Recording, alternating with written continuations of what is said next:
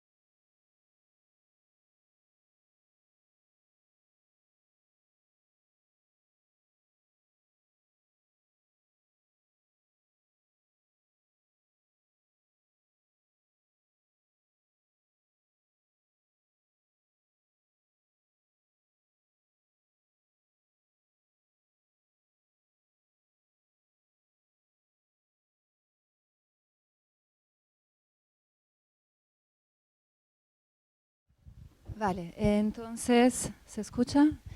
Este fue el resultado final del trabajo de los estudiantes y que se presentó también en un evento público en la Miss Van der Rohe, en pabellón de la Miss Van der Rohe, y este año ya está empezando el siguiente taller de esta edición.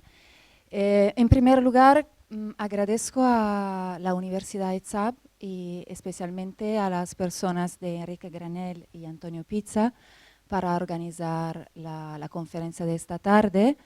Más que una conferencia, pensamos proponer una mesa redonda, por eso somos tres, con tres diferentes miradas sobre el tema de hoy, que es hacer cine con la arquitectura. Pongo el acento sobre el verbo hacer porque, bueno, la motivación de nuestra presencia está sobre esta acción, porque somos en maneras diferentes, pero también similar, realizadores, arquitecto, productor de cine, directora de cine. Entonces, empiezo con presentar los invitados. Muchas gracias a Ricardo Flores para venir.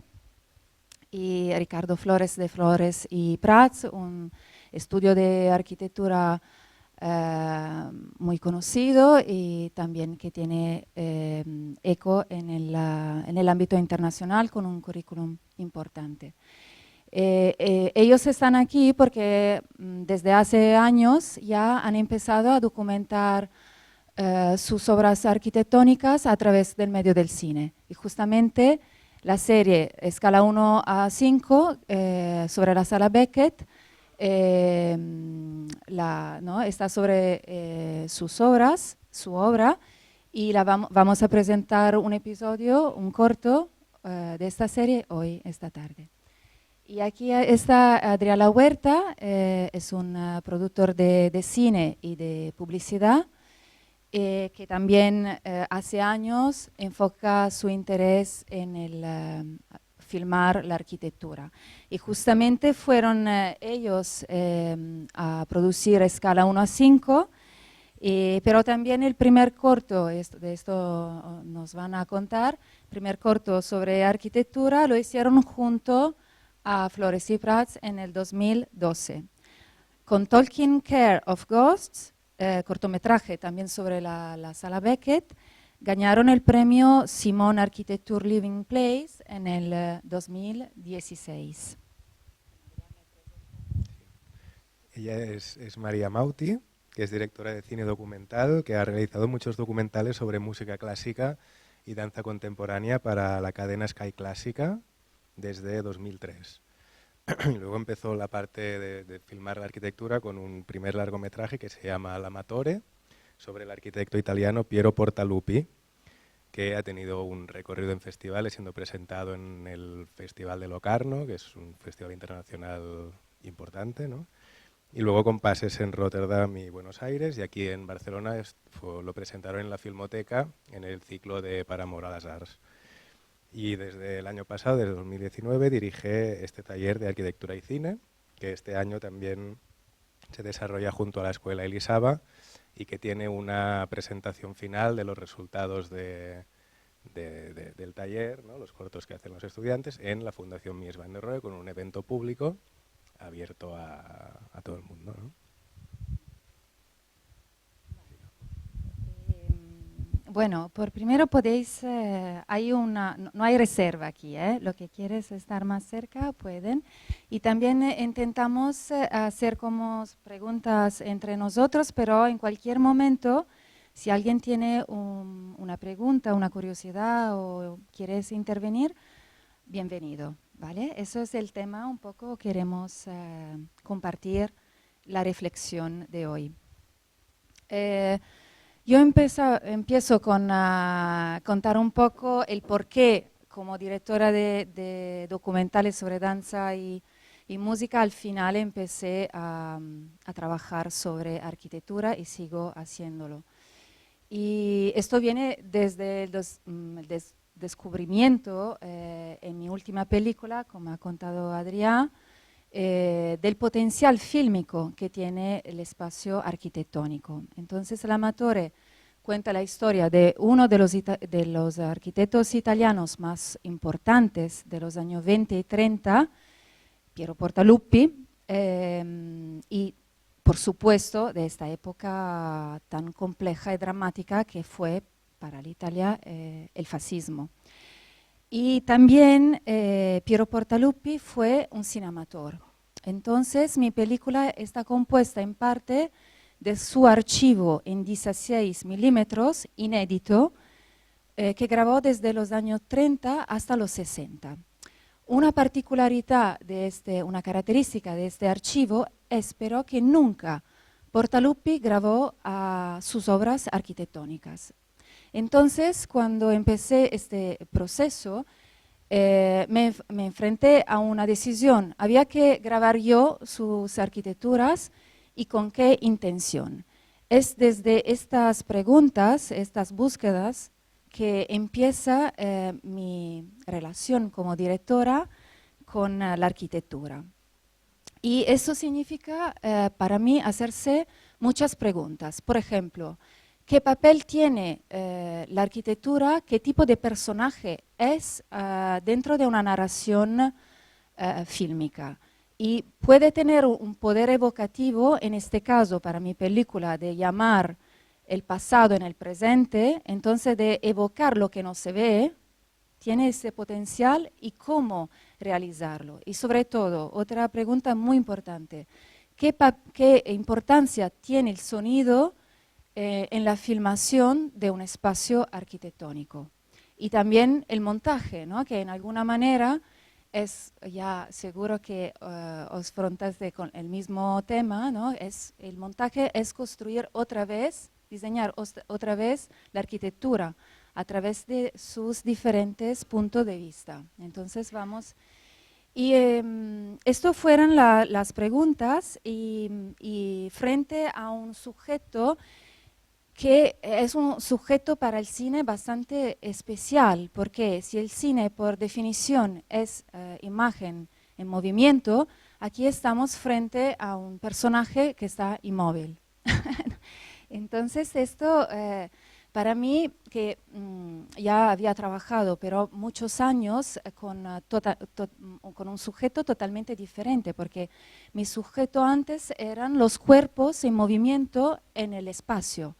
Entonces ahí había otra dificultad, ¿no? Cómo poder contar este movimiento sin rupturas, es decir, respetar el diseño coreográfico de una danza contemporánea. Entonces Pina Bausch, Caroline Carson, cuando tú te enfrentas a coreografía tan importante, tienen que no respetarla y encontrar la manera. Fue ahí, sobre todo, entender que había como que anticipar este movimiento, dejarse llevar. Y era como un poco danzar con los bailarines. Era muy complicado, pero este era un poco el tema. Ahí entonces, en primer plano, en la dificultad de filmación, era el espacio y los cuerpos en movimiento en este espacio. Aquí, con la arquitectura, ya el tema y la dificultad es el tiempo. Entonces, es más, desde mi punto de vista, ponerse como en un estado contemplativo con la arquitectura, ¿no? Estar estático ahí con ella y empezar a observar su alrededor. Entonces, esto fue sobre todo el camino de esta película, que se enfrentaba a esto vacío que muchas veces tenemos como realizadores de cine, ¿no? Esto que no pasa nada, como puedo contar a través de imagen y movimiento si nada se está moviendo. ¿Vale? Yo en mi película encontré esta solución que fue de intentar llevar el tiempo dentro de la filmación a través especialmente del sonido. Entonces la vida, el movimiento se cuentan a través del sonido fuera de campo, lo que no se ve, a través del cual podemos ver, imaginar lo que no se ve en el encuadre. Entonces ya estamos evocando lo que no está presente en el encuadre. Y así la arquitectura, la posibilidad de filmar la arquitectura se deja más libre. No tengo que mover la cámara para describir la arquitectura. Muchas veces se mueve la cámara para este tema, ¿no? Del vacío, de qué pasa, como doy la sensación de un paso del tiempo. Pero muchas veces con la arquitectura es un movimiento muy descriptivo. Y a revés, con Ciro Frenschiappa, que es el director de fotografía de la película, y también sigue el trabajo en el taller, fue intentar mantener la cámara más fija como la arquitectura y dejar que la vida pasara con el sonido. Entonces, así la arquitectura se muestra ella misma y no somos nosotros a intentar mostrarla, ¿vale? Esto fue un poco el tema en que yo trabajé en mi proceso creativo con la arquitectura y el cine. Ahora, esta relación sigue interesándome, no solo como directora, pero también como docente, porque pienso que el medio del cine con estas características permiten a los estudiantes de mirar como arquitectos, de mirar su propio sujeto de manera totalmente diferente. Entonces, hacer cine con la arquitectura también como proceso pedagógico. Esto era el tema de la idea del taller y del taller Arquitectura y Cine. Y bueno, junto a la invitación de Antonio Pizza, el profesor Antonio Pizza de la optativa Arquitectura y Cine, que ya está presente desde hace 10 años en el ETSAP, organizamos esta manera de hacer una práctica que pueda dar una otra mirada a los estudiantes sobre la arquitectura. Como ha dicho Adrià, este proceso terminó con la realización de 3 cortos sobre una arquitectura de Barcelona y se presentó en el pabellón Mies van der Rohe. Y en este mismo evento producimos un fanzine con la dirección de Sergio Juan para contar el proceso y el tema. Y bueno, la que tenéis hoy para ver cómo se desarrolló la idea el año pasado. Yo lo que, viendo la calidad de los cortos del año pasado, que es alta, ¿no? Yo lo que quería preguntar, bueno, sobre cómo realmente se aplica esta teoría, ¿no? En el taller con estudiantes que igual no tienen poca o nada experiencia en hacer una película, ¿no? O sea, cómo se plantea desde que empiezas a trabajar, ¿no? Hasta el final y a qué nivel de profesionalidad quieres llegar, ¿no? Con esto. Sí, un poco el tema central del taller era esto, ¿no? El tema de la profesionalidad. Esto era como el objetivo y yo pienso que es un camino muy importante para los estudiantes que se enfrentan primera vez con un mundo diferente, que es el mundo no tanto de llegar a una entrega final de un curso, pero de llegar a un corto que se pueda proyectar, a nivel público, ¿no? Con un público. Yo pienso que los estudiantes del año pasado consiguieron este objetivo. Y nosotros empujamos sobre todo esta idea de hacer un camino profesional que seguía el proceso de cualquier película de verdad, ¿no? Entonces, que se relaciona con la arquitectura. Entonces, en alguna manera, contando el proceso del taller, o estoy contando el proceso de cualquier película, cómo se hace cualquier película, en mi experiencia. Entonces, este tema de la profesionalidad empezaba sobre todo dando como condiciones a los estudiantes. Ellos no podían hacer cualquier cosa, aparte que le pedimos de trabajar todos en una obra arquitectónica, que ya es algo, es casi un encargo, ¿no? Sí, todos no podían elegir una arquitectura, y después voy a explicar el porqué.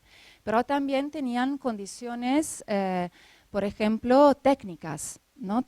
Con Ciro le preguntamos de trabajar solo con trípode y no se podía grabar a mano o sin trípode. Esto no solo para cuidar el encuadre, la luz y todo, pero sobre todo para ponerse en esta actitud de que he hablado antes, ¿no? De ponerse ahí mirando de verdad la arquitectura y intentando observar y esperar que algo se comunica con ella, ¿vale? Entonces ya hay otro proceso que empezar a buscar o mover la cámara. Entonces con esto fijo había que ponerse en esta actitud un poco contemplativa. Y también tenían las condiciones de trabajar cada uno con un papel específico y entonces responsabilidad en una troupe. Entonces había un director, como bueno, ya se ve en este pequeño backstage, había un director, un sonidista, un fotógrafo, un montador y un productor. ¿Vale? Entonces, igual que en una troupe cinematográfica. Y también tenían que seguir las fases que para la construcción de una película fueron 6 encuentros, que no son mucho, pero pueden por lo menos mostrar un camino, un modelo, ¿no? Que después los estudiantes pueden tener como herramientas para seguir con esta búsqueda. Entonces, una fase de preproducción, que es una fase de investigación teórica sobre la arquitectura y el arquitecto, de localización, entonces ir ahí, ver, fotografiar, pensar para escribir una idea fílmica. Una breve sinopsis, ¿no? Como qué intención tengo en el filmar esta arquitectura, qué papel tiene esta arquitectura en mi narración. Entonces, una fase, podemos decir, de preguión. Después, esta formación de las troupes también en esta fase y clases teóricas y técnicas de fotografía. Entonces, un poco de referencia de historia de fotografía, que es muy importante, y después también clases técnicas, porque para mantener ese nivel de profesional, la idea era trabajar con una cámara, con materiales profesionales. Entonces, aquí utilizamos, como se ve, una Canon C100, que es la misma que yo y Ciro utilizamos para el amateur, que es el proyector en pantalla grande. Entonces, era aprender como desde cero para muchos, cómo se monta una cámara, y no solo esto, pero también, por ejemplo, de grabar con una lente Shift, que es una lente fundamental para grabar arquitectura porque respeta las líneas del edificio. Después una fase de producción en la cual sí que los estudiantes hacen esta experiencia de hacer cine con la arquitectura, también en manera con tutoría de nosotros, pero independiente. Por ejemplo, era muy importante que aprendieran a realizar la claqueta, la acción, que no es un momento, parece fácil, pero no lo es, porque aquí también grabamos imagen y sonido por separados, entonces había después que sincronizarlo. Eso ya es el nivel no profesional de que hablo. Y entonces esto de llegar hacer una claqueta es muy importante, ¿no? ¿Sabes? El clásico acción del director es muy importante porque desde este momento empieza de verdad la filmación. Empieza un momento de silencio, concentración, empatía entre ellos y mirada, observación, que es hasta el stop del director, es el momento fílmico de verdad. Y después una fase de postproducción, entonces mirar todo el material en bruto de los estudiantes, analizarlo y sobre todo entender cómo cambiaba la idea un poco, ¿no?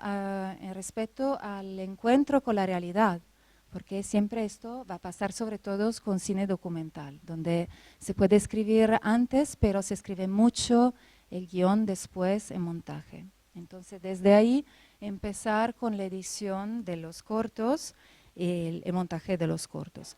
Sobre todo yo tenía claro esto, ¿no? De la importancia que los estudiantes van a filmar una única obra, no solo para un tema logístico, ¿no? Que estamos todos juntos en esta experiencia y entonces es más fácil ayudarlos, pero también porque podían aprender en esta manera la pluralidad de los puntos de vista. Y esto porque tres troupes de la misma universidad, con el mismo material técnico, grabando los mismos días, producieron tres cortos diferentes. Y pienso que esto es lo más importante que aprendieron en el taller. También quería, como el tema este del trabajo en equipo, en cine y en cine documental sobre todo, es básico, ¿no? O sea, al final, aunque luego el director siempre se lleva el protagonismo, ¿no? En festivales y tal, hay un equipo que realmente construye la peli de una manera totalmente al margen de egos y de este tipo de cosas, ¿no? Que esto es lo bonito del trabajo en el cine. O sea, el montador al final tiene mucho de guionista porque tiene que coger las cosas que se han filmado y realmente reconstruir la cosa, ¿no? Creo que el proceso es muy interesante en este aspecto, ¿no? Que no somos tan conscientes. Luego ahora lo que quería preguntarte es sobre por qué escogemos al arquitecto Enric Miralles para filmar sus obras en el taller del año pasado y en este también. Sí, porque como viste en los cortos, esta obra elegida que proponemos fue La Torre del Gas, ¿no? De Enric Miralles. Enric Miralles es un arquitecto que yo estoy estudiando a fondo para mi próxima película. Esto es, entonces ya estoy en contacto con su mundo. Mi encuentro con él fue bastante casual, pero al final, en este año de búsqueda, hablando con personas que lo conocieron, mirando su arquitectura, y bueno, me di cuenta que es un arquitecto que tiene mucha importancia en la historia de arquitectura de este país. Y desde mi punto de vista es casi una figura un poco inesperada, fue leja de categorías y a veces incomprensible. Pero aparte de lo que podemos pensar nosotros en respecto a Enric Miralles, una cosa es cierta desde mi punto de vista como directora, que sus arquitecturas tienen un potencial fílmico impresionante. Y bueno, yo sobre todo estoy muy interesada con el tema que involucran el tema del paso del tiempo. Con Portaluppi era todo al revés, ¿no? Porque Portaluppi construyó en una época en que la arquitectura tenía que durar para siempre, ser eterna y representar a veces también el poder, bueno, en su caso de la burguesía, pero también en esta época del fascismo. Aquí con Miralles estamos en otro mundo que incluye también el tema de la transformación de una arquitectura, de su desaparecer y aparecer en otra forma. Y entonces también podemos hablar de la muerte para hablar, ¿no? Del cambio, de un cambio, de una transformación. Y esto está mucho más cerca de una mirada humana, ¿no? Sobre la arquitectura. Esto a mí me interesa y para todas estas razones pensé que tenía un valor muy fuerte de proponer a los estudiantes, y muchos son de Erasmus, también vienen de afuera, de trabajar sobre este arquitecto. Y entonces empezamos el año pasado con la Torre del Gas por su relación con la ciudad, porque se ve de todos los lados, porque es muy presente, también si la gente no se da cuenta, y también por su contraste con el barrio a su alrededor, entonces con la Barceloneta. Y este año, que ya son 20 años de la prematura desaparición de Enric Miralles, decidimos seguir con esta búsqueda sobre el arquitecto. Y entonces empezamos también el taller en Elizaba y han trabajado sobre el Parque de los Colors. Ricardo conoce el proceso. Y también el Centro Cívico de Hostalet, que son dos obras importantes y también con muchos contrastes. Y después con los estudiantes del taller de este año vamos a lo del ZAP, vamos a su obra maestra, que es el cementerio de Igualada.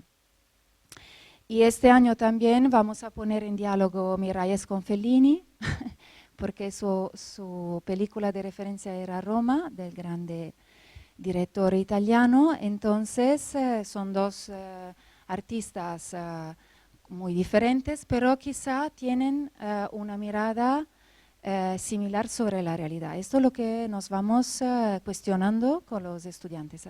Así que otra vez, cine y arquitectura en su hacer, ¿no?, de Fellini y Miralles. Y en este año de investigación me he encontrado una vez en el estudio con Ricardo Flores y Eva Prats para, bueno, hablar y preguntar sobre Miralles. Ellos tenieron una relación humana y profesional, sobre todo, muy fuerte con él. Y entonces, de una manera, estoy contenta que hoy están los dos como arquitectos aquí, sujeto del tema del cine, ¿no? Enric Miralles y Ricardo Flores, que representa también a Eva. Y me gustaría preguntarte, porque ya lo sé, que quizá decir algo sobre todo sobre el proceso creativo de Enric Miralles, que tú viste bastante de cerca, porque esto, ¿no?, el tema un poco de hoy es como el hacer, sobre todo, ¿no?, esta idea. Si tú quieres contar algo sobre esto. Bueno, ahora cuando hablabas de las obras de la obra que habéis trabajado el año pasado y las que vais a trabajar, pensaba que, claro, una de las características que para mí son más únicas de la obra de Miralles siempre han sido esa cualidad de incorporar a la ciudad dentro de suyo, ¿no? La Torre del Gas es una torre que la traspasas, puedes caminar por dentro, traspasas, caminas, tiene una calle dentro suyo, como las torres de Nueva York, que él hablaba tanto, que las puedes atravesar, que son vestíbulos públicos. Y la Torre del Gas, a diferencia de la Torre del Agua, por ejemplo, propone una relación con la planta baja y con la ciudad que la Torre del Agua no propone, precisamente no la puedes ni tocar, ¿no? En cambio, la Torre del Gas se abre para convertirse en un trozo de ciudad mismo, lo mismo que el Mercado Santa Caterina, que es un cruce. Y el Parque de los Colores también trabaja en esta unión de dos barrios, que es Planalledó y Santa Rosa, que son dos barrios que están justo al lado de este parque. El encargo de la alcaldesa de Mollet del Vallès, Montserrat Tura, en ese momento, era unir dos barrios que eran muy diferentes en su carácter. Y entonces, porque uno es de inmigración, de gente que había venido de otras partes del país y que se habían quedado, y otro era un barrio de nuevas generaciones de parejas o nuevas familias locales de aquí. Entonces el Parque de los Colores tenía esa voluntad de unir. Entonces había todo ese tema muy bonito del paisaje que se transforma en piezas del parque, la fuente, las tiestos, etcétera, incluso la manera en que esas letras Santa Rosa o Planalledó escribe con una materialidad de medianeras, de ladrillos inacabados, buscan esas medianeras de periferia. habla mucho de una condición de terrenos en los bordes, ¿no? Y también de un paisaje que los que estarían ahí, él observaba gente que podía habitar ese parque y que probablemente podían recordar porque eran de su pasado, gente que había quedado ahí y que vivían ahora en ese lugar, pero que habían venido desde muy lejos, ¿no? Entonces recordaba un poco estos dibujos de Marc Chagall, del inmigrante, ¿no? Que tiene que ir a trabajar a otro sitio y entonces sobrevuela con su memoria los lugares de su niñez o de su pasado. Entonces pensaba que esos paisajes dibujados que desde el aire podías ver eran un poco las memorias de estos trabajadores que habían venido y se habían quedado aquí. Entonces, son trabajos que en mi opinión tienen una voluntad de recoger la realidad con toda su complejidad, sin simplificarla. Y entonces son edificios, y no solo son edificios para oficinas o para comprar, son edificios que además la ciudad pasa por ellos, los atraviesa, entonces se viven en muchos niveles. No solo viven la gente que trabaja ahí, sino que vive la gente que los traspasa en el día a día. Y entonces en ese sentido yo creo que son, como tú dices, un material muy rico de trabajar porque lo puedes, ¿qué explicas de ellos, no? Es un poco la pregunta que quizás te habrías de hacer al inicio, ¿cómo lo explicas o qué explicas de ellos, qué es esencial, ¿no? Para los otros de ese proyecto, ¿no? Si yo dijese, por ejemplo, que el mercado de Santa Catalina es solamente un techo que te permite traspasar por él, a lo mejor un traspaso viniendo desde de Santa María del Mar, que era el plano de situación que hacía Enric, hacia la catedral, pasando por debajo, ya estás explicando que es un edificio que desaparece en los recorridos de la ciudad, que forma parte de los recorridos de la ciudad. De paso compras, pero... Entonces, claro, digamos que entender el proyecto es importante también, o entenderlo, o comprender un poco lo que para ti es el proyecto. Quizás no tanto lo que el arquitecto pensó, o también, pero la experiencia que nosotros tuvimos al inicio con Adrià y Carlota, era para un proyecto de vivienda comunitaria, que fue el inicio de nuestra colaboración, digamos. Era un proyecto que tenía, pues eso, era vivienda social y tenía un patio que unía a los diferentes habitantes. Y entonces, para nosotros eso era muy difícil de explicar, sobre todo las relaciones que se regeneraban entre los vecinos, casuales, en el patio, de ventana a ventana, etcétera.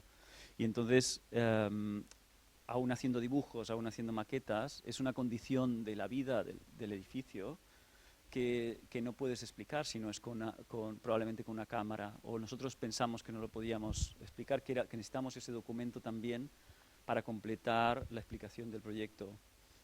Entonces, antes de eso, empezamos con esta preocupación de lo que el proyecto proponía, esa plataforma de relación, digamos, que era el patio de comunitario, entonces empezamos a hacer cursos nosotros enseñábamos aquí en ese momento proyectos, entonces estábamos colaborando también con un máster de vivienda y ese año propusimos a nuestro taller que fuese en el edificio, justo cuando se había inaugurado, para que los estudiantes pudieran entrevistarse, verse a los vecinos. Hicimos un aperitivo organizado para que los vecinos conocieran a los estudiantes, avisamos que íbamos a estar ahí, estuvimos como una semana ahí, entonces los estudiantes hacían entrevistas, ¿qué le parece este edificio, el patio, yo qué sé, la cocina abierta que las viviendas proponían unas cocinas abiertas, entonces le parece bien, le parece mal, la forma del edificio, etcétera.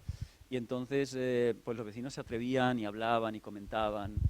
Y vimos que entonces hubo como un primer registro, un primer acercamiento, porque también fue como un interés en ver si funcionaba o no todo lo que habíamos propuesto ahí, si los vecinos estaban de acuerdo o no, si les gustaba más o menos, pero vimos que aún podía, claro, uno de esos días, claro, nos empezamos a hacer amigos de los vecinos por estas entrevistas con los estudiantes, y un día nos invitaron a un bingo en medio de agosto, que se ve que los sábados a la noche hacían unas comidas en el patio, todos los vecinos bajaban y tal a las 10 de la noche, entonces, bueno, un sábado, allá al bingo, a terraza, y vimos que realmente había como mucha complicidad. Entonces hablamos con con Carlota y Adrià, que justo conocíamos hacía poco, pero pensamos que esto lo tenemos que registrar más allá de estas entrevistas que habíamos hecho con nuestros estudiantes. Entonces el film Meeting at the Building es como un segundo registro en realidad de lo que hicimos en ese edificio, y lo que hicimos fue invitar a Carlota y Adrià a otro bingo, a otra de esas comilonas, para que los vecinos los conociesen también, para que fueran ya familiares y pudiesen ir a filmar con tranquilidad, y que los vecinos un poco les abrieran las puertas o les permitieran estar por ahí.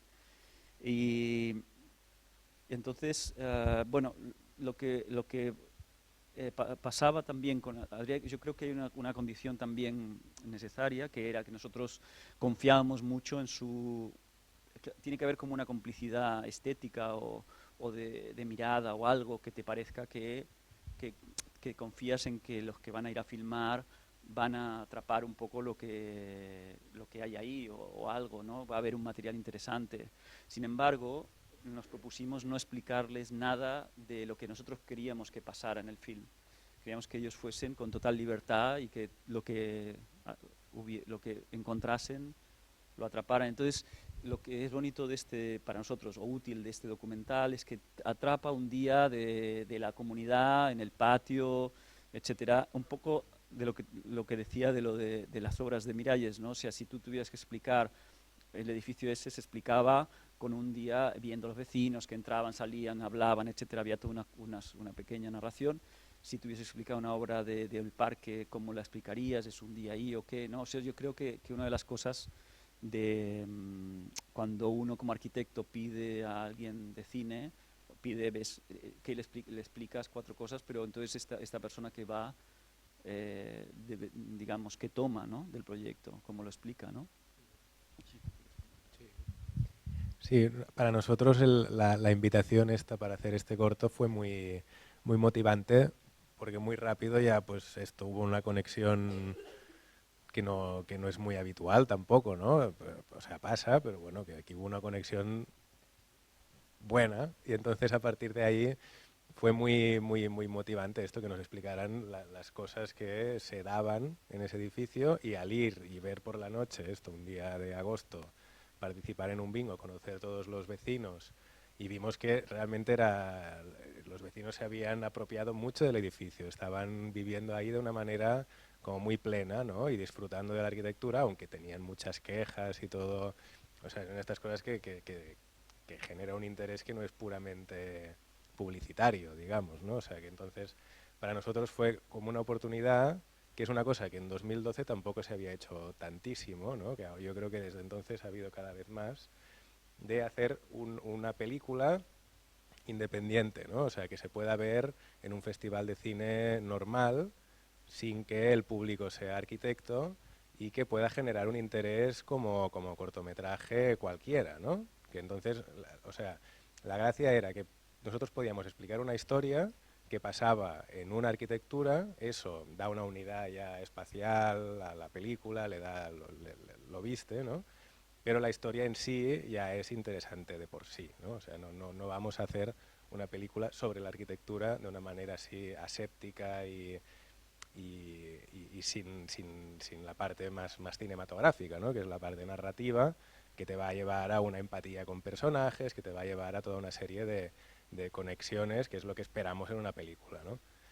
Entonces, lo que el edificio de Tarrasa nos daba era esta oportunidad, y un poco este fue el inicio. Si queréis, sí, vamos a pasar ahora un capítulo de esta serie que hicimos varios años más tarde, sobre la sala Beckett, que bueno, luego lo explicamos mejor, pero vamos a pasar el capítulo 4, que la serie son 5 capítulos de 10 minutos más o menos, y el 4 creo que es representativo un poco de todo, para luego comentar, ¿vale? Perdonad que no sé por qué el archivo estaba mal, o no sé, misterios, había un pequeño de esto de sonido, pero bueno, la idea.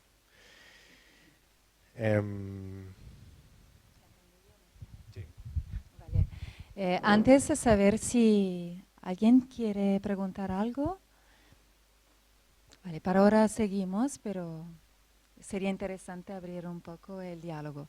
Yo sí que ya, bueno, nos conocemos, hablamos de esto y seguro que una pregunta sería sobre el formato, ¿no? De esto de utilizar la serie, entonces diferentes episodios, y es bastante raro que se hace sobre una sola obra, ¿no? Porque a veces se hacen mucho, pero con diferentes arquitecturas. Aquí no. Y entonces, ¿por qué elegiste este formato de serie que consigue contar de la arquitectura, ¿no? Los diferentes episodios?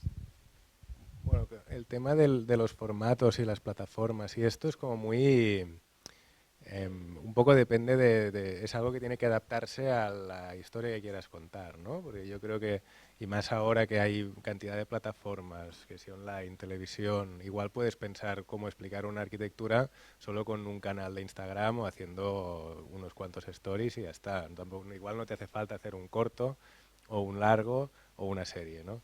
Nosotros en este caso, como por la complejidad de la obra arquitectónica, nos dio esta idea de hablar de cosas muy concretas, ¿no? Pues hay un capítulo sobre escaleras, un capítulo sobre suelos, un capítulo sobre ventanas, y cada, aparte del detalle arquitectónico, se habla de un tema más anímico, ¿no? Digamos, que se traspasa a través de esto. Y toda la serie habla del proceso, sobre todo, ¿no? Y ya está, más o menos esta es la idea, ¿no? Que pensamos que una serie se ajustaba más bien a este tipo de concentrarse mucho en un aspecto muy concreto y cómo eso lo desarrollas hasta llegar a algo. Entonces los capítulos tienen un orden, hemos puesto el 4, pero realmente habría que ver los otros, y luego el quinto es como el que concluye todo, ¿no? Pero también se pueden ver independientemente. Y la idea también nos venía de, como hablábamos, de procesos creativos, pero también un poco saliéndonos de la arquitectura, ¿no? Y entonces invitamos a cada capítulo a que viniera un artista o creador, alguien que hablara de estos temas, ¿no? Hablara a la vez de la obra de Ricardo Lleva, pero también de la creación como aspecto general. En este caso era Sergi Belbel, que es dramaturgo, que claro, al ser en la Beckett, pues este es un dramaturgo de estos de la casa, y entonces tenía sentido. Era interesante también lo que me contaste, que un poco la idea surgió desde el material, ¿no? No, que había como una necesidad de filmar un proceso. Y después de esta filmación, ¿no? Como a veces no, esto pasa, ¿no? Esto es lo que comentabas tú antes, de que muchas veces en el montaje se decide en un corto, ¿no? Según el material que tienes. Porque lo que pasó con esta cosa, este documental de Escalona 5, fue que cuando después de que estábamos acabando la Sala Beckett, que fue una obra muy extremadamente intensa de tiempos y de complejidad, etcétera, cuando pudimos empezar a respirar, que faltaban 3 meses para acabar o así, pensamos que sería interesante explicar la historia de todos los que están habitando el edificio en ese momento, que son los trabajadores, dejan el edificio y pasa a estar habitado por otros personajes que son la gente de la Sala Beckett que lo viene a ocupar, ¿no? Este final de una ocupación, inicio de otra ocupación, también también tenía algo que ver con estas diversas vidas que había tenido el edificio, primero con cooperativistas, después con, ¿no?, otra gente que había ocupado el lugar, después, etcétera, y al final con la Sala Beckett. Entonces este momento de traspaso de una vida al otro del edificio nos parecía que era interesante registrar. Entonces, ¿qué pasó? Que hablamos con Carlota y Adrià para que lo pudiéramos registrar y ellos mandaron una persona de su equipo, que era Carlota Ventulac, que estuvo durante todos esos meses registrando la obra. Ves que hay muchas cosas de obra, y entonces, bueno, teníamos un material muy amplio y también de las primeras ocupaciones, pero en el momento de explicar todo ese material, de recogerlo, pensaron más Adrià y Carlota y Albert y Patricia, Albert Badía y Patricia Tamayo, que fueron los que dirigieron más cómo hacerlo, cómo transmitir eso de una manera más fácil, ¿no? Que no fuera un rollo de horas ahí cómo explicabas ese traspaso de una manera clara. Y entonces el tema de los temas que ellos pensaron, que eran unos temas que estaban en el proyecto y que podían por lo menos condensar, y entonces, como decía Adrià, llamar a algunas personas del mundo de la creación que hablan de su proceso creativo sin estar hablando específicamente de la Beckett, porque está Curro Claret que habla de lo que es, ¿no? Lo que es pues el mobiliario, cómo sirve para el uso, etcétera, que en la Beckett hay, pero él habla de su mundo. Soraya Smithson, que trabaja, etcétera. Entonces, para nosotros el interés que tenía era que hablábamos de un tema más amplio que del propio proyecto. Entonces, claro, también Albert y Patricia sabían que habían todas estas maquetas, etcétera, en el estudio, y pensaron que podía ser interesante algunos aspectos del proyecto, de la espacialidad del edificio, mostrarla a través de las maquetas. Entonces se pegaron ese curro brutal de estar muchísimos días en nuestro estudio, moviendo las personas, activando las maquetas, activándolas. Que una pieza inanimada se convirtiese en animado. Eso para mí tiene un interés en sí mismo, que William Kentridge, por ejemplo, desarrolla muchísimo y que a nosotros nos interesa mucho su trabajo por eso. Pero eso es un tema que ellos han metido en este documental. Entonces es un documental que nosotros empezamos con este tema del cine también con nuestra página web. Hace 15 años o sí que hicimos una página web a partir de pequeñas animaciones. No son films, son animaciones.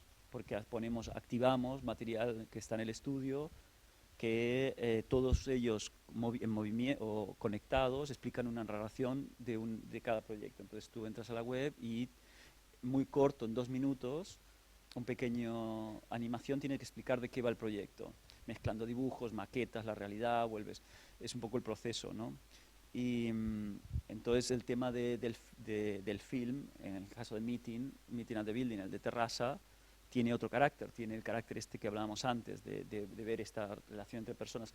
Pero escala 1 en 5, de alguna forma, tiene algo más, mitad de animación, o algo de animación, que a mí me parecía muy interesante, porque le daba otra, pues eso, ¿no? Le daba como otra mirada, una mirada que es más compleja, y es la que tú como arquitecto muchas veces tienes, ¿no? Que incorporas un material muy diverso, no solo la realidad que tienes delante, sino que cuando tienes que explicar un edificio lo explicas con muchos materiales. Entonces, si eres capaz de mezclarlos y explicar una narración que yo creo que es muy clara en estos 8 minutos de una historia, pequeñas historias, pues, no, bueno, de eso se trata el cine, ¿no? De explicar historias de una manera que atraigan. Yo en realidad, a nivel de proceso, voy a puntualizar que yo y Carlota Coloma éramos los productores y Albert Badía y Patricia Tamayo los directores. Has hablado y un poco esta idea de recuperar materiales y tal, en este proyecto se dio mucho por esto, porque realmente, o sea, empezamos a grabar las obras sin saber qué íbamos a hacer con esto, pero en el documental pasa mucho, ¿no? Que tienes una cosa que no se va a repetir, entonces hay que grabarla y allí empezamos a grabar. Luego entró un equipo, nosotros le encargamos a un director que pensara algo con esto, pero luego no acabó de cuajar. Lo cambiamos, pusimos Albert y Patrick, entonces estos sí que entraron. Y la gracia en este caso es como coger este material que ya estaba filmado de una manera que seguramente Albert y Patrick lo hubieran hecho distinto, pero es un material que existe ya. Entonces fue la cosa de pensar cómo se complementa esto para explicar lo que queremos explicar. Y entonces hay este material de las obras que está grabado cámara en mano, luego el material de las entrevistas, que son planos muy centrados en el rostro de los entrevistados, planos nuevos de la Beckett ya en funcionamiento, que los grabaron Albert y Patri, estáticos, y los planos de edificio, que son con un ligero movimiento, porque esto a Albert Badía, que es el director de foto, también le parecía muy raro esto de filmar como un espacio vacío que no se mueve nada, que no sabes si es una foto o no, entonces tenía el de esto de, bueno, al menos moveremos un poquito la cámara para que, yo qué sé, ¿no? Y él tenía esta idea. Y luego además esto, como para darle esta idea de serie también, de siempre como estas ideas de inicio de capítulo, y siempre empezamos pues con las maquetas animadas, luego hay los otros capítulos pues hay un stop motion así de cómo se juntan los suelos, bueno, estas historias. Pero entonces es como que el proyecto permitía mucho jugar a estos distintos niveles de, de estéticas distintas que al final encajan, ¿no? Esta era la idea. Bueno, este tema de la maqueta que vuelve en diferentes episodios, un tema interesante, ¿no? En un proceso de creación y sobre todo en la idea que algo de artesanal sigue, ¿no? Haciendo también arquitectura y después ¿no? lo llevaron adentro en la filmación. Y creo que este punto es importante en la conexión entre la creación arquitectónica y la del cine, ¿no? También si vivimos en el mundo digital y tecnológico, siguen esta atención. Y pienso que es interesante saber desde vuestro punto de vista, ¿no? Dónde se coloca esta parte artesanal, ¿no?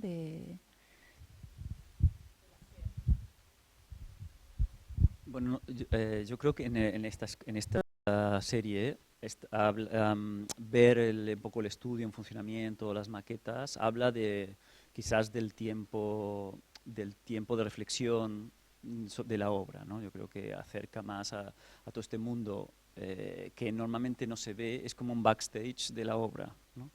Porque es todo el imaginario del arquitecto, todo lo que lo rodea, todo lo que lo acompaña para construir una cosa que luego está ahí, que funciona.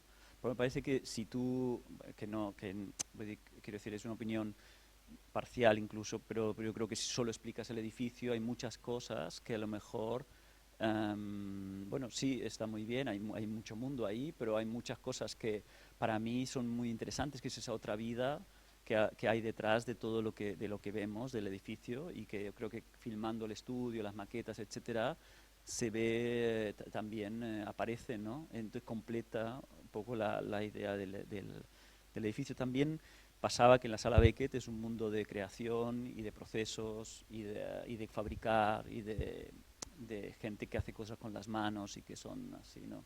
Muy manual, muy físicos.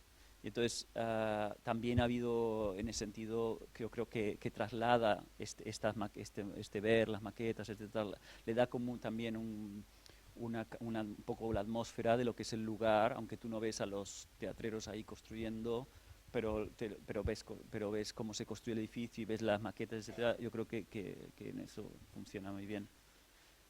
Pero también había una cosa que pensaba antes cuando hablábamos de por qué, por ejemplo, nosotros nos interesa trabajar con Carlota y Adrià, por ejemplo, y no sé, o por qué dejamos totalmente abierto el mundo a ellos a filmar, ¿no? A nosotros cuando empezamos a pensar el primer este registro de Terrassa, pensamos que así como muchas veces también llamamos a fotógrafos que no son del mundo de la arquitectura, nos parecía que era mucho más interesante llamar a gente de cine que no fuera del mundo de la arquitectura, porque todos los films que tú puedes ver, desde Culhas para abajo, los que quieras, de fílmame el edificio y muéstrame esto, etcétera, los encuentro tan aburridos, tan poco atractivos. Parece mucho más interesante un film que sea como una película cualquiera, como decía Adrià antes, que interese, porque la historia que explicas es interesante más allá del edificio, y el edificio está ahí para ser un soporte de la vida que ha producido. En ese sentido, tuvimos la intuición, que a la larga digamos, nos ha funcionado muy bien, de que teníamos que llamar a gente que no estuviera contada, a pesar de que Adrià La Huerta es hijo de un gran arquitecto que enseña en esta casa, pero sin embargo tiene su mundo construido con Carlota desde el cine, y nos parecía que su mirada iba a ser nueva. Y no decirles que tenían que filmar también era clave, que ellos pudieran dar una mirada que no estuviese afectada por el mundo de la arquitectura, porque cuando tú vas y dices, no, mira, fílmame esto. Pero entonces, ¿cuál es el valor, cuál es la aportación que hace un creador a tu obra? Cuando va esta persona que tiene un mundo creativo brutal y ve y se inventa una historia, es un regalo, es un extra de la obra. Yo creo que si tú le dices el qué, son esas obras que son un bodrio de mirar, pues esos films, ¿no? No sé, para mí, pero esto no sé, igual no tenía que decir en este curso y tal. Pero sí, entonces, como sabes, a veces se hace una película y los protagonistas no saben lo que va a salir, ¿no? Y me parece un poco el juego fue esto. Pero al final, después siempre se muestra, ¿no? Para primera vez y la veo y veo algo que quizá no he visto, no sé, de mí mismo, de mi obra. Y entonces, en las dos experiencias que viste tú a través del cine de tu obra, que si hay algo que también, ¿no?, te ha llevado nuevo que a través de esta mirada. Hay, de hecho, hay no solo estos dos, hay más cosas que hemos hecho con ellos y yo creo que, bueno, por ejemplo, esta cuestión de explicar la Beckett con toda esta mezcla de documentos o de materiales, para mí ha sido una sorpresa y una, digamos, como una alegría, ¿no? Bueno, para mí, para Eva, ¿no? Además, incorpora la música de María Arnal y Marcel Vallès, que son unos músicos que nos gustan mucho y que también trabajan con la recuperación de letras. Y nos pareció, bueno, nos pareció que fue una manera de entender el trabajo desde otra, que nosotros no lo hubiéramos hecho, y mostrar el edificio con relación con otras gentes y gente del mundo de la creación que estamos totalmente de acuerdo y que nosotros no lo hubiéramos mirado, no sé, porque ellos tenían, bueno, tenían esta cosa de ver desde afuera cosas que igual... Pero sobre todo a mí lo que me hace gracia es que sean cosas que puedan verlas cualquier persona, más allá de que esté el arquitecto ahí explicando, no, porque ves esto que estoy explicando aquí, ves, esta es la puerta que yo hice y esto lo encuentro. Entonces, claro, ellos hacen films que muestran a la vecina quejándose, a los chicos jugando, chutando contra las paredes de vidrio, todas cosas que el arquitecto no aceptaría. Esto me parece de lo mejor, porque es cuando el edificio empieza a funcionar y realmente es real. Entonces, en ese sentido, me parece que dar libertad a gente que primero tienes una confianza en su posicionamiento estético, etcétera, etcétera, ¿no? No sé, espiritual, moral, etcétera, cómo se enfrenta a las cosas. Entonces, ya si crees que es muy bueno, pues lo dejas trabajar y seguro que es una sorpresa, ¿no? También a un nivel así práctico de distribución, una película como Meeting at the Building de 2012, ahora todavía nos la piden para festivales y demás. O sea, tiene mucho más recorrido, pero muchísimo más. O sea, que el edificio de Tarrasa al final a través de esa peli se ha visto por todo el mundo, porque ha estado en festivales en América Latina, en Estados Unidos, o sea, bueno, sí, por todo el mundo. Es que al final, y sigue generando, ¿no? Y tú vas viendo que la sigue viendo la gente. En cambio, sí que es verdad que sin desestimar la película así más de arquitecto normal, digamos, la que estamos más acostumbrados, pues esa en general tendrá un recorrido mucho menor de la web del arquitecto y poco más, ¿no? En cambio esto, claro, generas un interés a un público general, que es la gracia. Y luego, de hecho, de escala 1.5 también, pues es una peli que nos la van pidiendo y va saliendo. Es un formato un poco más complicado de mover que un cortometraje,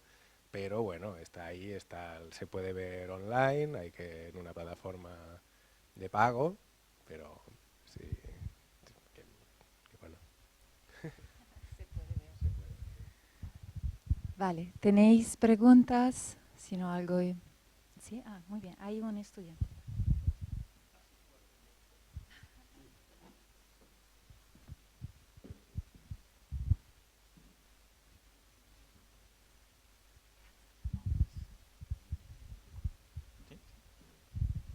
Am, digamos que viendo los edificios, que son personajes que no se mueven, no hablan, eh, tal vez solo se expresan a través de sonido, a través de ser habitados, ¿qué tanto, tal vez lo único que ellos aportan es su imagen, ¿no? Su porte, sus construcciones, figuras, qué tanto limita la selección, ejemplo, de qué música se usa en un proceso, qué tipo de personas se muestran en una historia que se quiere contar con la imagen del edificio? Pues.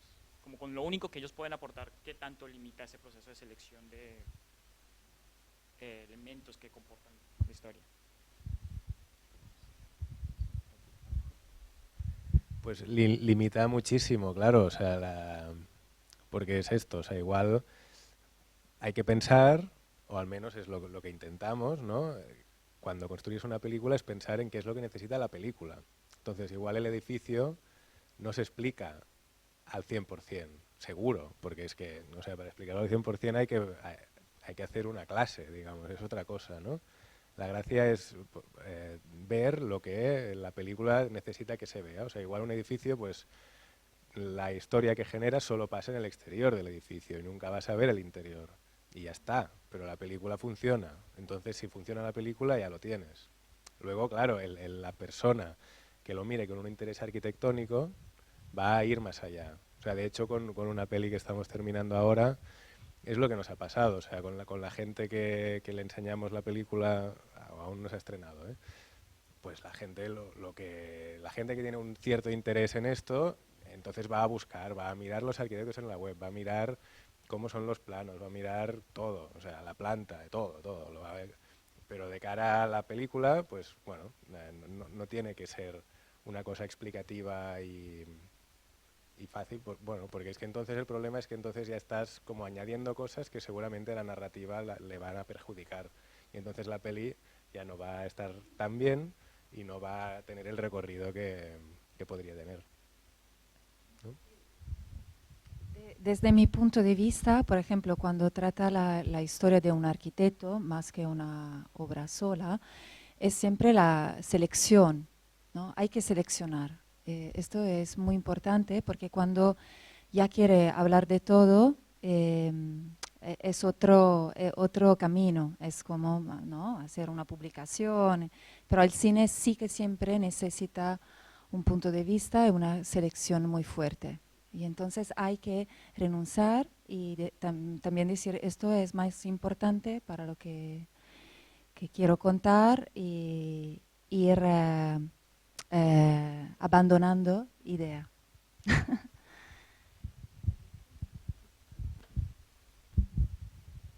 A ver, cada disciplina tiene sus propias herramientas y muchas veces insistir en esas herramientas es lo que hace el discurso incomprensible, ¿no?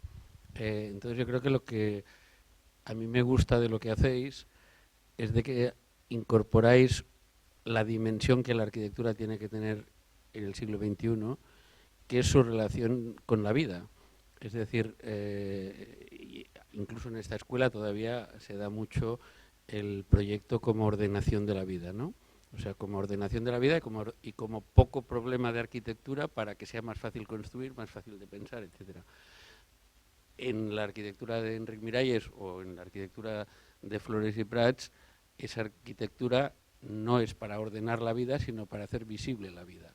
Y entonces eso es lo que en ese momento es cuando el cine creo que tiene un papel imprescindible, porque si no llenas de personajes esa obra de arquitectura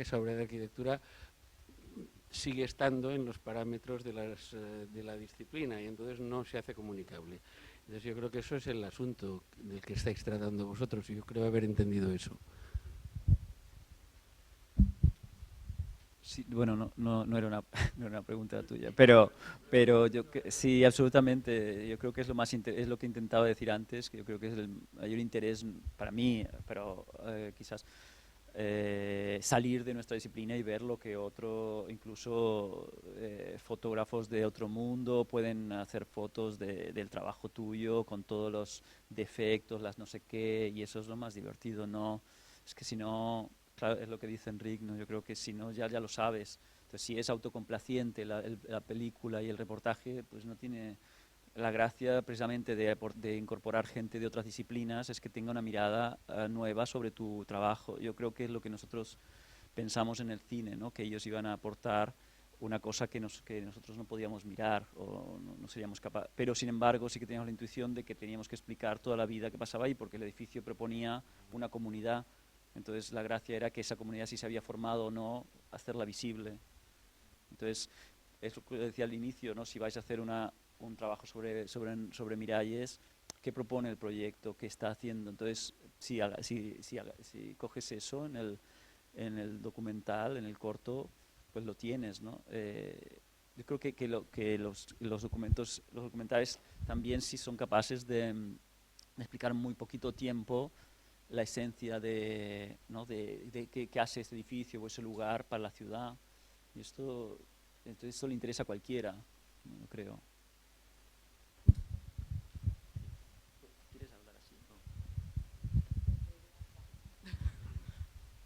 No. Bueno, la composición de la música, que no me acuerdo quién la ha hecho, pero la guitarra que sonaba bueno, se ha hecho previamente o cuando ya teníais toda la edición se ha montado encima, o de qué manera habéis relacionado composición con imagen y tal.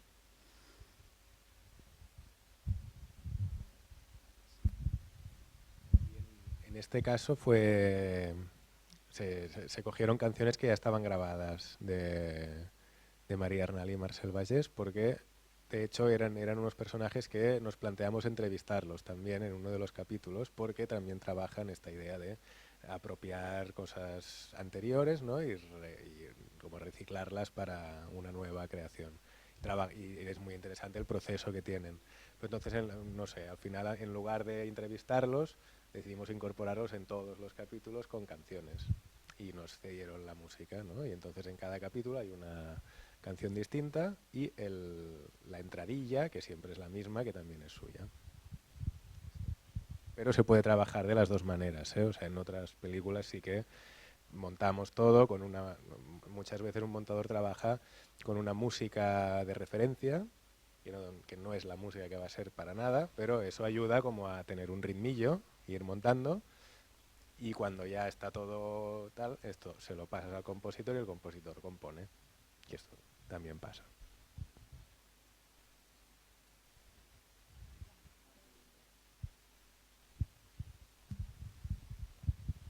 Y queremos terminar con un extracto pequeño del Amatore, así que terminamos con otro formato que es un largometraje y vemos cortos, series y largometraje.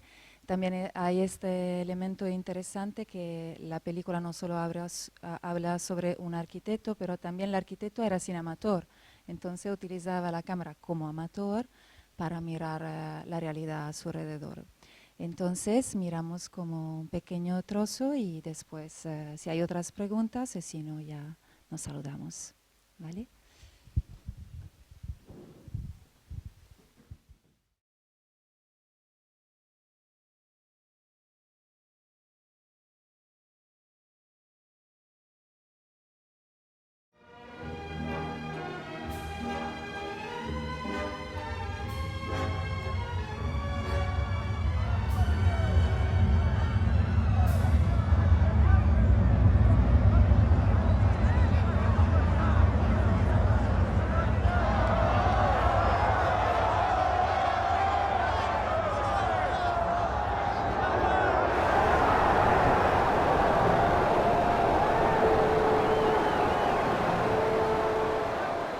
Nel 1934, prossimo a raggiungere l'apice del suo consenso nel paese, Benito Mussolini arringa la folla in tripudio, proprio su quella piazza.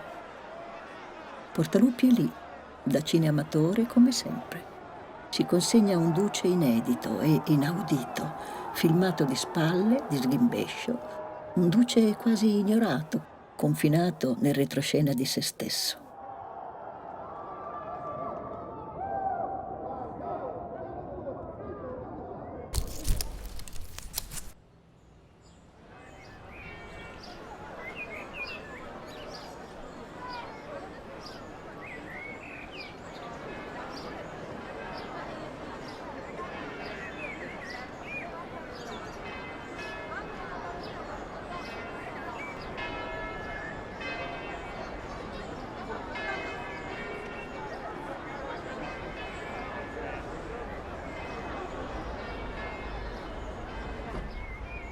Gli anni passano E Portaluppi filma, documenta, archivia, sempre con quel suo spiccato gusto per il teatro. Teatro domestico social-mondano è il matrimonio di Luisa, la figlia amatissima. Lo sono le sue illusioni di giovane sposa. Il suo lunghissimo strascico fa vela nel giardino degli Atellani accanto ad Antonio Castellini, il suo sposo prestigioso.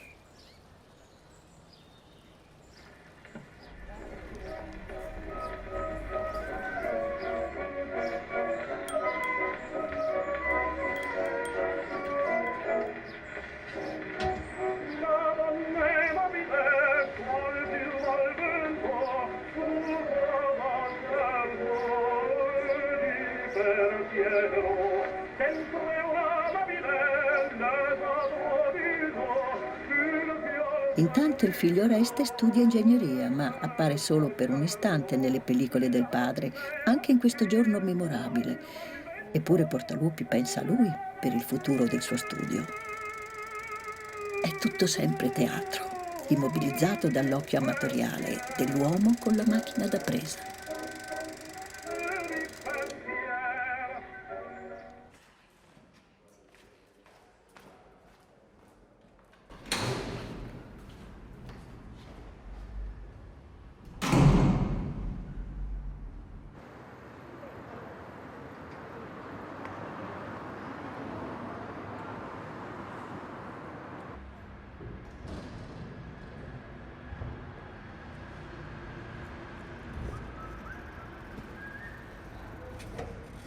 Alla metà degli anni 30, Portaluppi è milionario.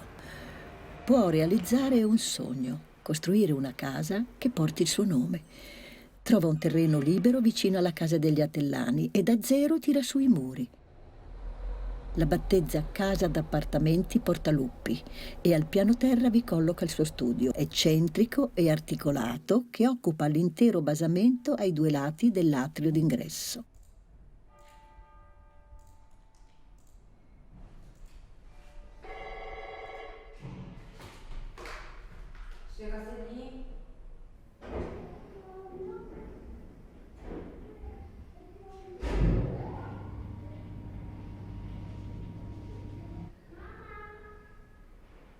Ai piani superiori, invece, gli appartamenti seguono una semplice e tradizionale distribuzione degli alloggi, impostata su un corridoio centrale che divide le stanze di soggiorno e le camere da letto padronali.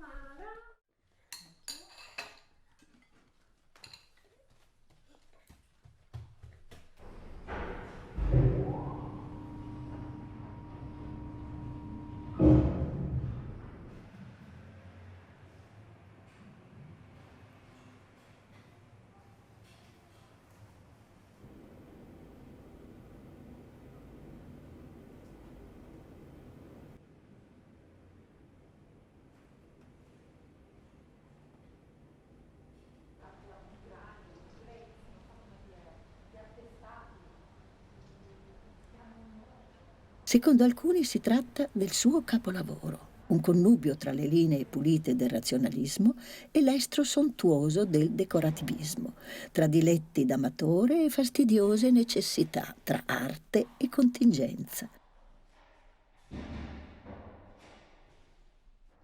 All'esterno una facciata liscia, per una volta senza decorazioni e senza aggetti, rivestita in lastre di lega metallica bianca al cromo, materiale povero, imposto dall'autarchia fascista.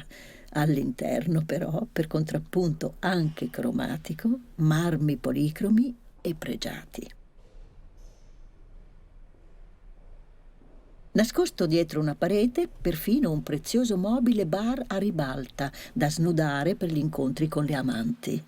Sopra la scrivania, invece, in bella vista, un collage di fotografie degli occhi dei suoi 5 nipoti.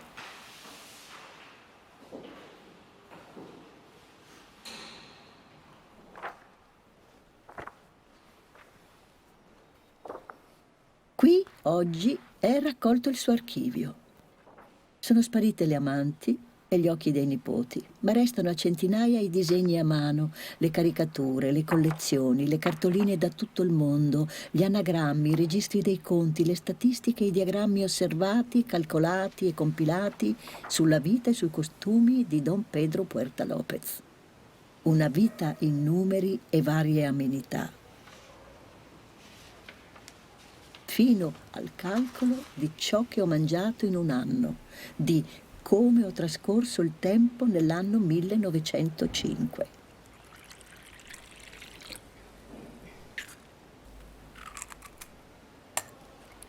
Quell'anno però è lontano. Sono lontani anche i geniali progetti per città e grattacieli immaginari disegnati negli anni '20, senza fare differenza tra utopia e distopia, tra paradiso e inferno.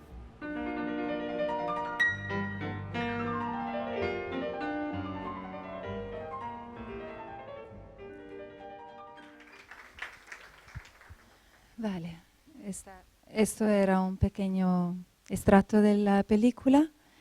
Y nada, si hay preguntas... Hay una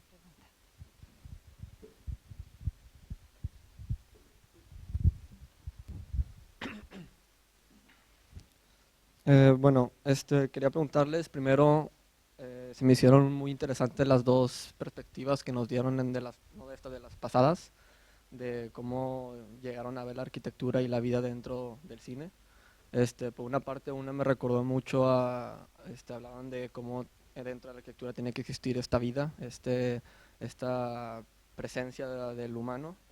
Me recordó mucho a Baudelaire, que habla del flaneur, y también de la otra parte, pues me recuerda mucho a lo que es la poética del espacio, que lo dice Bachelard, que habla sobre cómo particulares espacios nos ayudan a imaginar y a crear este consciente dentro de la arquitectura. Mi pregunta es, dentro de las 3 etapas que hay dentro del cine, ¿cuál creen que es el momento de aparición o la parte más creativa dentro de esas 3 etapas?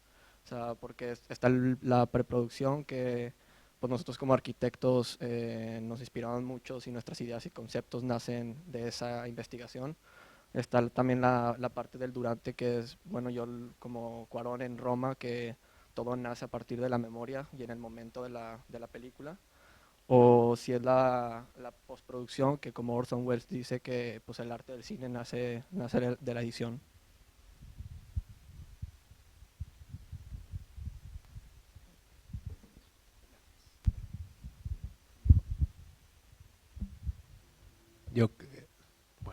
En mi opinión, las 3 partes son igual de creativas totalmente, ¿eh? O sea, es un proceso que a uno les gusta más una u otra. A mí igual me gusta más el rodaje, pero vaya, o sea, que no...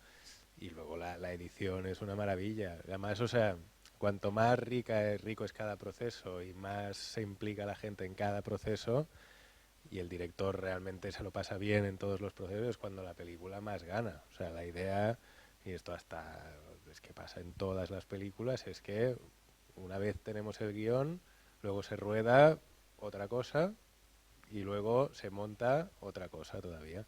Y en documental ya es exageradísimo, porque el guión en documental tiene que estar, es muy claro. O sea, no es eso, o sea, alguna vez pasa, pero lo normal es tener una película muy clara en la cabeza y vas a rodar esto sin saber qué va a pasar exactamente, pero vas a buscar eso, ¿no? Y luego lo que pasa es otra cosa, pero sabes ese punto de partida.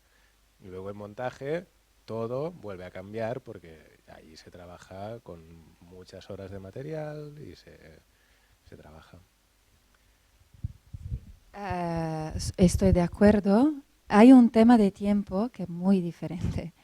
Preproducción puede ser como 2 meses, 10 años. Lo más complicado es conseguir desarrollar una idea. Esto desde mi experiencia. El rodaje, por tema también productivo, siempre es muy corto. ¿No? Entonces, sí, son momentos creativos que tienen tiempo diferentes. Y ahí sí que tú tienes que prepararte por documentales, sobre todo, lo más que pueda, y después no va a encontrar. Quiere grabar el cementerio de Igualada con la lluvia y los días que puede hacerlo, porque también esto, ¿no? A veces las producciones tienen libertad y eso el tiempo es lo más importante en cualquier proceso creativo, de necesitar tiempo.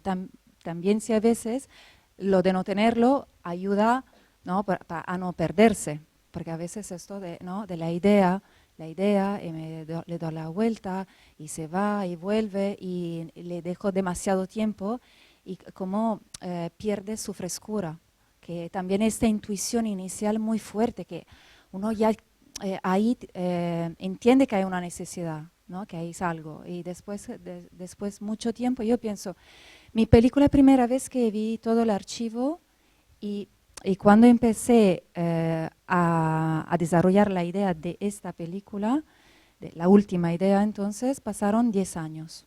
Entonces yo me quedé 10 años con estas imágenes del archivo en mi cabeza. Quizá demasiado un tiempo pensé, hay que hacerla. Y después montaje depende, más o menos 3 meses. Entonces, para que entendáis, 10 años, 2 años, decimos más o menos 2 años para una idea, rodaje 1 mes y medio en general, ¿vale? Sí, bueno, de hacerlo no como documentación, ¿no? Cuando uno va ya con sonidista y todo, tiene una pequeña trupe, pero ya la tiene. Y después montaje, más o menos 3 meses, pero puede cambiar mucho, ¿eh? Pero para que entendáis un poco, el proceso creativo sí es igual con diferentes tiempos. Y también yo siempre lo digo en el taller, lo importante que el director, que siempre no se lleva la idea, que necesita no ir en su dirección, pero de tratar siempre los otros como autores igual. Y esto sí que le da mucho al proceso creativo porque y lo especial del cine, porque hacer una pintura es tú mismo con ella y ya está. Pero sí que la mirada del fotógrafo, si tú le dejas espacio, porque si tú empiezas a decir al fotógrafo, al director de fotografía, tiene que hacerme este encuadre así, y esto así, y al sonidista, quiero eso, al final lo que te lleva muchas veces no tiene nada que ver con el potencial que tenía el espacio. Si al revés tú dices al fotógrafo, bueno, tenemos este plan de grabación que está muy bien organizado, pero tú mira la luz, deja llevarte desde la luz de lo que está pasando, hay un personaje que aparece que tú nunca habías visto antes o algo, y dejar que el autor fotógrafo o el autor sonidista te dice, mira, he escuchado esto, vamos a ir a grabar. Hay muchos directores que son sonidistas, entonces guían la filmación a través del sonido, no de la imagen, porque estamos muy acostumbrados ahora a imagen también muy rápida. Entonces falta, yo veo sobre todo los estudiantes, volver un poco a esta mirada un poco más larga, ¿no? Que permita que algo que tú ya no tienes en tu cabeza se aparece ahí. De la filmación, ¿no? 1 mes y medio. Lo de Meeting at the Building fue 2 días de filmación, porque no había más presupuesto, es lo que había. Entonces, una cosa que se les ocurrió a Carlota y Adrià fue meter un personaje de ficción para disparar la acción de los vecinos. Y esto, o sea, había un mínimo no de forzar, pero de generar o intentar llevar hacia una cosa que pasaran cosas que si no igual te pasabas una semana y no pasaban, o 2 semanas y no pasaban. Entonces, y esto fue muy útil, ¿no? O sea, porque pudisteis ver los vecinos en acción, metiendo un vecino falso que entraba a vivir y se mudaba un primer día y entonces que era un chico de nuestro estudio, con nuestro coche, con la planta de la mamá de Adrià, en fin, era todo bastante casero, pero este chico venía y muy simpático además. Y entonces entró enseguida en contacto con los chicos, las madres, entonces les saludaba y todo generó, pero este chico era el único que no era vecino de verdad, pero conseguimos la llave de un piso vacío y con la ayuda, la colaboración del ayuntamiento en eso y funcionó muy bien. Pero o sea que hay también algo que tú puedes quizás acelerar las cosas o forzarlas. Si quieres crear una historia después, siempre hay muchísima sorpresa igual, porque hay millones de cosas que pasan, pero al menos la historia que tú vas a buscar está aunque sea de otra manera, ¿no?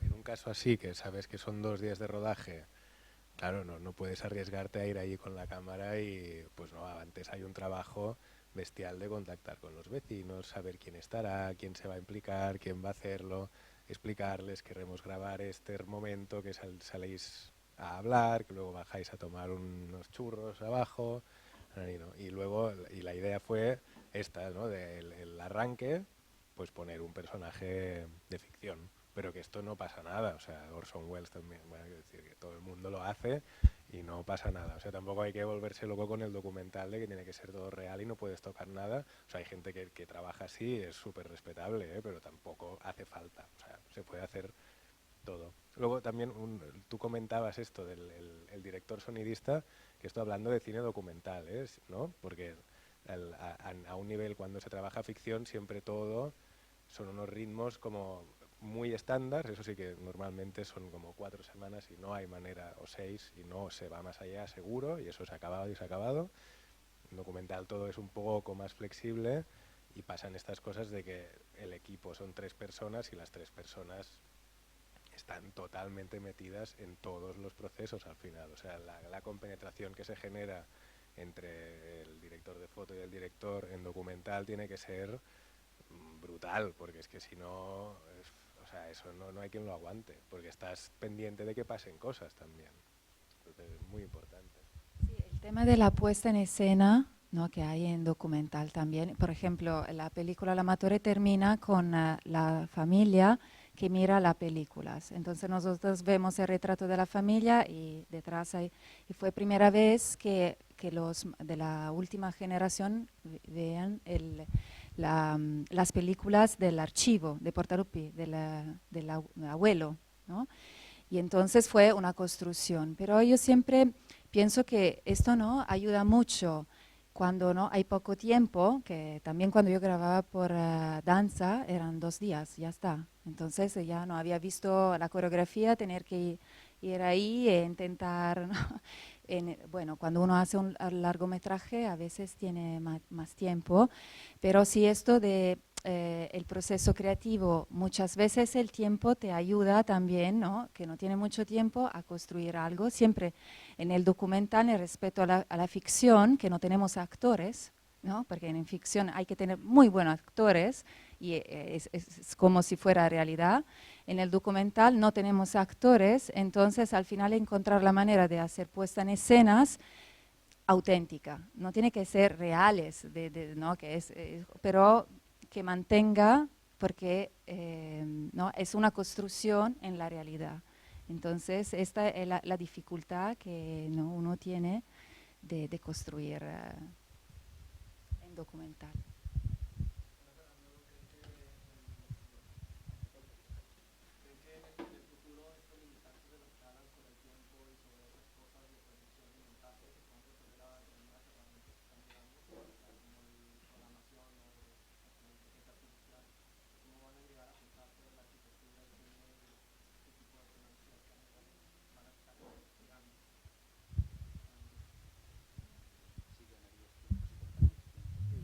No lo sé, yo tampoco es que esté... O sea, yo creo que la parte creativa humana, eso es muy difícil de convertirla, o sea, de llevarla con inteligencia artificial, ¿no? Si es de lo que hablabas. Luego sí que es verdad que las nuevas tecnologías, o sea, desde que hemos pasado del celuloide al digital en cine, claro, ha generado una serie de ventajas e inconvenientes muy grandes, porque antes se grababa, estaba limitado porque eso vale dinero, y ahora no, ahora grabas, si quieres grabas, no sé, o sea, todas las horas que quieras, y es un problema en el fondo, luego. Y luego también hay cámaras muy baratas con gran calidad, y eso también te permite pues que no tienes que estar igual alquilando una cámara que te cueste 2.000 euros al día, y que entonces, claro, sí que si tienes 8 días son 8, porque si te vas a 9 ya te vas. En cambio, una cámara barata que la puedes tener en propiedad cambia bastante. Que luego, pues esto, si te ha fallado y no tienes el cementerio lloviendo un día, igual puedes ir. Eso sí que pasan cosas. No sé si iba por ahí.